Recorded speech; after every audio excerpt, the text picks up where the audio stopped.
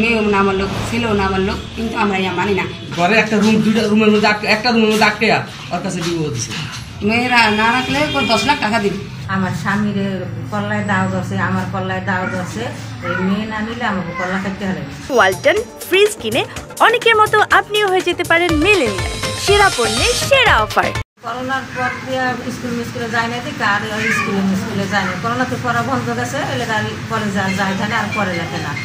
তাইলে এরা যে মেয়ের বাপে হ্যাঁ কইছে যে তোর একটা চাকরি দিব, তুই চিটাগাঙাস। তাইলে চিটাগাং আবার হ্যাঁ বোন থাকে, বড় বোন মুসুমি, ওর বাসায় নিচে ফোন দিয়া হ্যাঁ সে গ্যাসের মতো হ্যাঁ চাকরি আজ দিব কাল দিব, চাকরি আর দেয় নাই। তারা মনে করেন এই নিয়ে আর হ্যাঁ বিয়া করাই দিছে। মাইয়ারও বসনে, ছেলেরও বসনে, এরা বিয়া করাই দিছে। বিয়া করাই দেওয়ানোর পর আমার পোলায় হেনতুনে জলদি বুঝতে কেমনি জানি পালায় আসতে পারছে। পালায় আসা বরণের পর আমার পোলায় আরো হন্তরি দেশে আসে নাই। এখন এই মেয়ে দেশে আসছে, দেশে আয়া আমার পোলার কাছে বিয়া হয়েছে, সবার কাছে কইছে। আমাদের আর বাবা মা কেউ আমাকে কাছে কয় নাই, কিন্তু একদিন কো আর বাবা মায়ের জোর করে আমার ঘরে এই মাইয়া দিয়া গেছে। দিয়া যে আমার ঘর কোপাইছে, আমাকে বেড়া চুড়ে হেলাইছে, আমার স্বামীর কল্লায় দাও ধরছে, আমার কল্লায় দাও ধরছে। এই মেয়ে না নিলে আমাকে কল্লা খাইতে হেলাইছে। আবার আমাকে নামে হারা অভিযোগও করছে, থানায় অভিযোগ করছে। এরপরে আর হ্যাঁ মানুষের সাথে করতে আছে, আমার মাইয়া না নিলে 10 লক্ষ টাকা দিতে এমন করে হ্যাঁ আমাকে অত্যাচার করে। হ্যাঁ অনেক নর্মাল মানুষ, কিন্তু হ্যাঁ এইসবের কোনো ই নাই, কিন্তু হ্যাঁ অনেক জিম্মেদারি। চাকরি দিব এই কথা বলে চিটাগাং নিয়ে গেছে। চিটাগাং নিয়ে চাকরি চুকরি দেয় নাই, তাইলে হ্যাঁ করে বিয়া করাই দিছে। হ্যাঁ দুজনে একজনও বস করে নাই, না বালিকা দুজনের বিয়া করাই দিছে।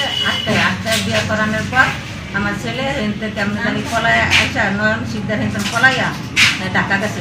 ঢাকা যাওয়ানোর পর আমাদের আর কোনো বাড়িতে আসে নাই, কিন্তু হ্যাঁ মাইয়া বাড়িতে আসছে মতো আমার ঘরে জোর বুঝতে আমার ঘরে জোর করে দেওয়া গেছে। আমার ঘর জোর কোপাইছে হাবি সিদ্ধার, আর আমার জামাই গায়ে কল্লায় দাও ধরছে, আমার কল্লায় দাও ধরছে যে মাইয়া না দিলে আমাকে কল্লা করতে হবে। বিয়ার হওয়ানোর পরও কেউ জানি মাইয়া বাড়িতে আসছে মতো আমরা কেউ জানি না, কিন্তু আমার ঘরে ছেলে জোর করে দিছে।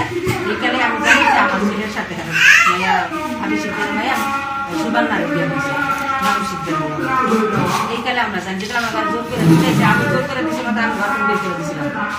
আমি এটা লেজ্জ বিশ্বাস চাই যে আমার এত অত্যাচার হ্যাঁ শক্তি আছে দেখে হ্যাঁ এত অত্যাচার করে, এটা আমি লেজ্জ বিশ্বাস চাই।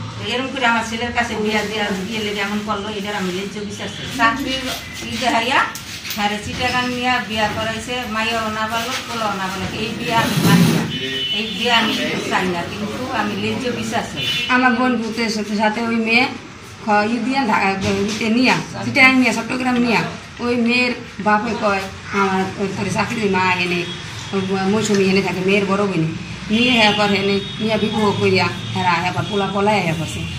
কিন্তু আমার বোন ভূতে অন্তরে ছোটো না পারলো, মেয়েও না মানলো, ছেলেও না মানলো, কিন্তু আমরা ইয়া মানি না। আমার বোনেরা ওর আগে থেকে হাবি হিকদারের দ্বারা আমার বোনের হাবি হিকদারের ভাইটারে দেওয়ার সেজন আমার বোনের অনেক অত্যাচার সবসময় করে, কিন্তু ওই মেয়ে আমরা আগেই আমার বোনের হেরা ই করে না, আগে তো এই মেয়ে নেই তা আর আমার বোনেরা অনেক অত্যাচার করতো। আর বয় উইকে দেখায় আমার বোনেরে হ্যাঁ আবার দাও ধরে, আমার বোনিয়ারে কলারে দরিয়া ঘরতন তাই না বাইর করে। হ্যাঁ আবার আমার 10 লাখ টাকা আছে। মেয়ে যে না রাখে, মেয়েরা না রাখলে 10 লাখ টাকা দিবে।